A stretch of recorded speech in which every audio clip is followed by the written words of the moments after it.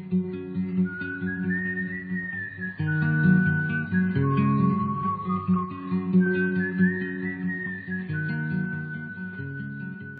beast becomes the object of worship to everybody in the world, except those who worship Christ. And that's what we read in verse 8. All who dwell on the earth will worship him whose names have not been written in the book of life of the Lamb slain from the foundation of the world. If you're not a follower of Christ, in other words, if you're not in his book of life, if you're not worshiping Jesus, you're worshiping the state, whether you know it or not. Now, most people in modern times don't bow down to images of the state like they did in Roman times, but people do still have their loyalty primarily to the state. I mean, patriotism is the religion of people who have no other religion. How do I know that? Because they will die for the state. Many people would never die for Jesus, but they die for the country. In fact, it's considered to be heroic. In fact, even the churches are very proud of people who go out and fight and die for their country. And perhaps they'd be just as happy with someone who goes out and fights and dies on the mission field. But it's interesting that we all make heroes of people who go and fight for the country. And the country is what? The country is the state. Now, of course, the country is us, the citizens too, and that's why we're so happy that there's some people out there defending us. But no wonder. I mean, we can't really be blamed for being happy that there's someone out defending us from bad people. The Bible says God has ordained the state to do that. But in Revelation, the state that God has ordained becomes an object of worship and a tool of Satan in competition with Christ. And we see this, for example, by the fact that ultimately people are given a number on their forehead or their hand, which is mimicking the Roman practice, which can be well established. I heard preachers say this for years before I looked it up to make sure it was right. I got tired of trusting preachers when they told me, well, in the Roman days they did this or that. You know, I think, well, maybe they did, maybe they didn't. I'm going to check that out, you know. I've learned not to trust preachers. And I would encourage you not to trust them either. You can do your own research about this. I did that. I looked it up. You can find plenty of verification of this on the internet from historical, secular things about the Roman Empire. In the Roman Empire, a slave who ran away and was captured again and was returned to his master would be branded on his forehead or on his hand with like the owner's brand or name, like cattle are branded. The forehead and the hand were particularly the parts of the body of choice because they're the parts least likely to be concealed in public. The hand is rarely covered in public, and the forehead likewise. Therefore, at a glance, these people could be identified as slaves, and of whose slave they were, by the brand upon them. That's the imagery used here. The beast, his servants, his slaves, as it were, bear his brand on their head and on their hand. And that is in contrast with, if you look at chapter 14, verse 1. Chapter 14, verse 1 says, Then I looked, and behold, a lamb standing on Mount Zion, and with him 144,000, having his father's name written on their foreheads. These ones were sealed. They received the seal of God on their forehead back in chapter 7. And now it's said to be the name of their father. The name of the Lamb's father is on their forehead. So you've got, all people have somebody's name on. You've got to serve somebody. It may be the devil or it may be the Lord, but you've got to serve somebody. You're somebody's slave. You either have the devil's brand on you or you've got God's brand on you because you're somebody's servant.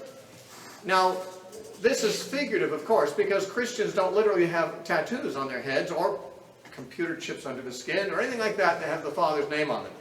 Although people try to make this some kind of a modern technological thing, you probably have heard people say that the Bible teaches there's going to be a one-world monetary system without money, going to be a cashless society.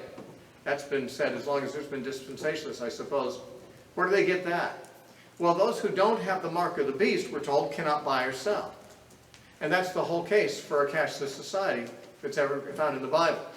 Those who do not take the mark of the beast cannot buy or sell. Now, futurists, often, dispensationalists usually, believe that this mark of the beast is literally something put on your body which is used for business transactions, for purchases and such.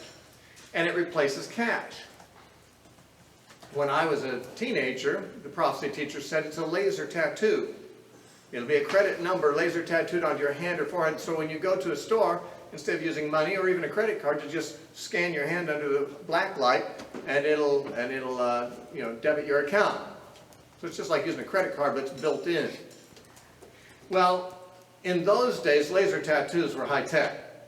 Nowadays, nobody talks about laser tattoos or black lights. That was hippie stuff, black lights. But nowadays, we got sexier technology. We've got computer chips that can be put under the skin or on the forehead. And so every few days, I receive someone forwarding me something in the email about how this is being planned already. There's this RFD, is it RFD they call it?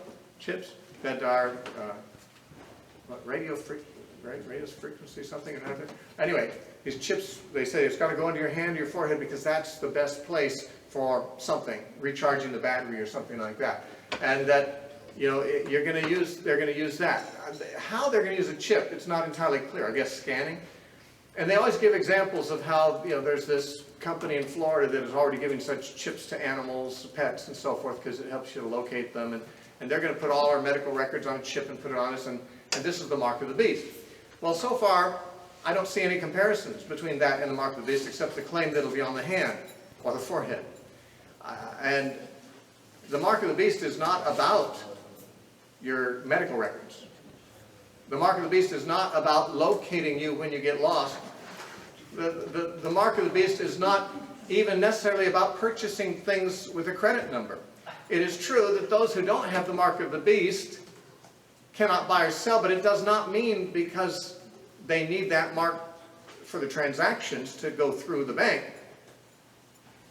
It can easily mean that they cannot buy or sell. That's a specimen of persecution, that they are, if they don't conform to the world and to the beast, people will persecute them, ostracize them, boycott them, and this has happened many times in the world. Many times in especially oppressive states, which were anti-Christian, there were actually laws made against doing business with Christians, selling or buying from them.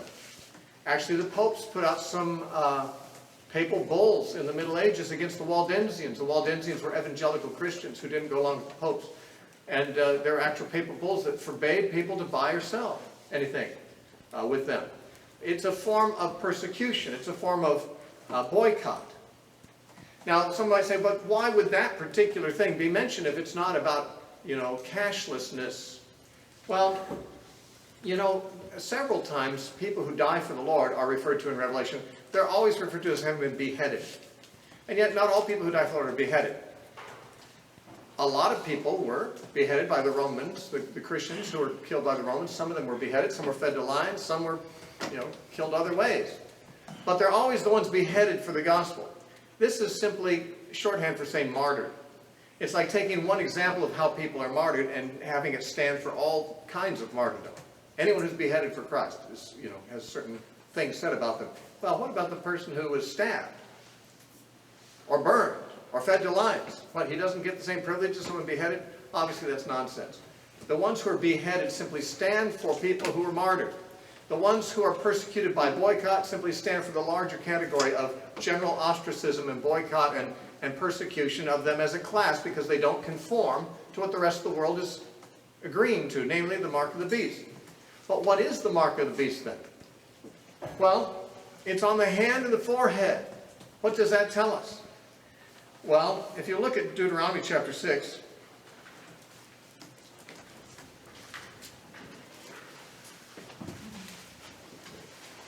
Deuteronomy 6,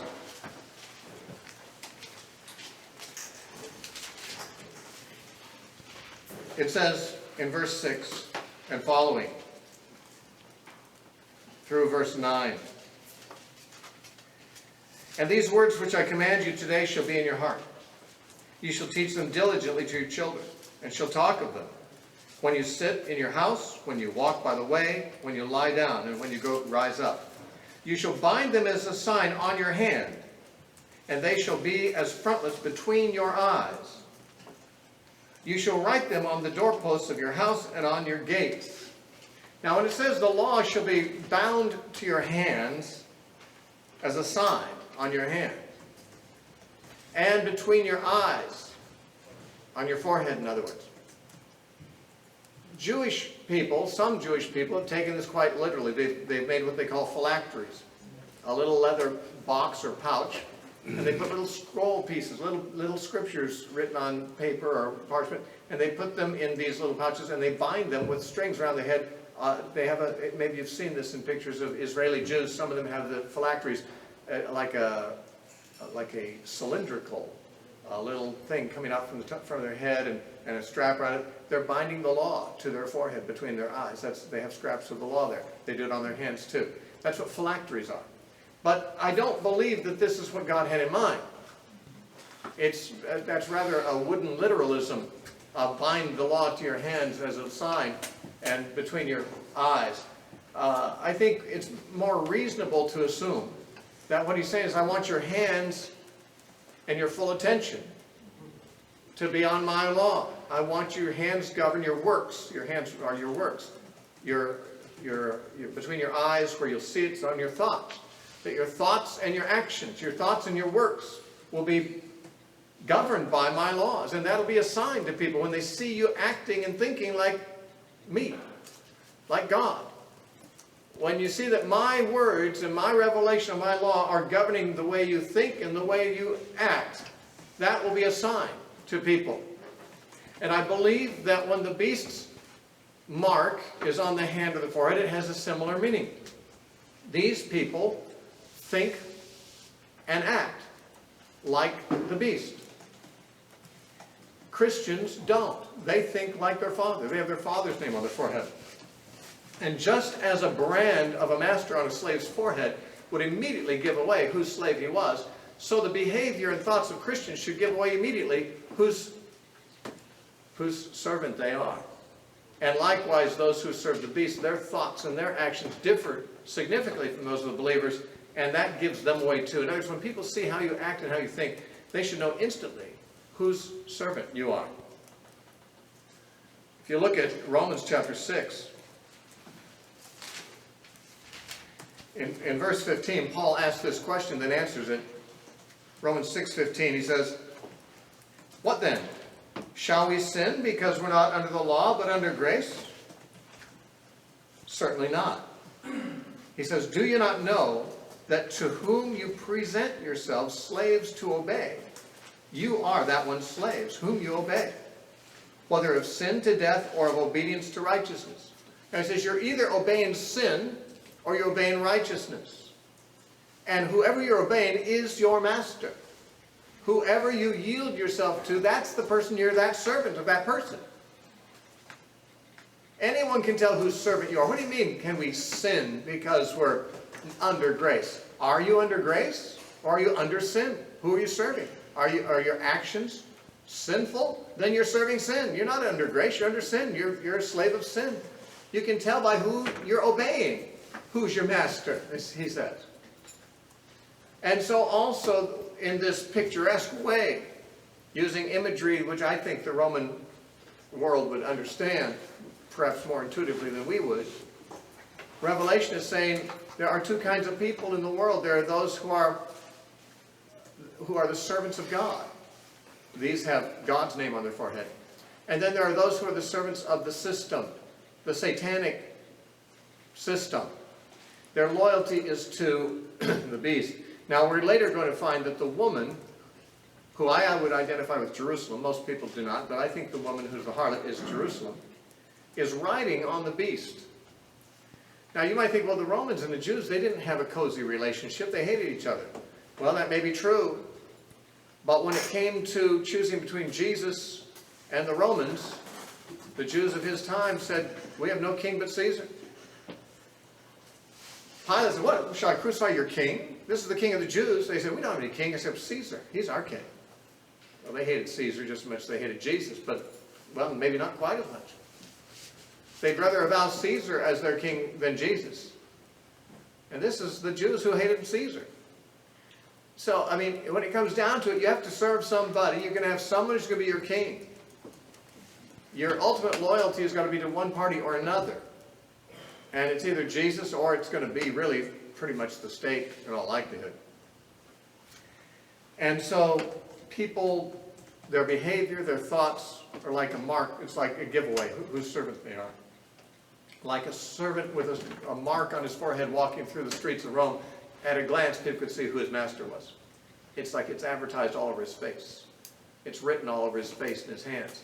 And so also who your master is written all over your face and your hands. That is, it's written in the way, the thoughts you express and the way you behave. And I believe that this is the contrast that we see at the end of chapter 13 and the beginning of 14.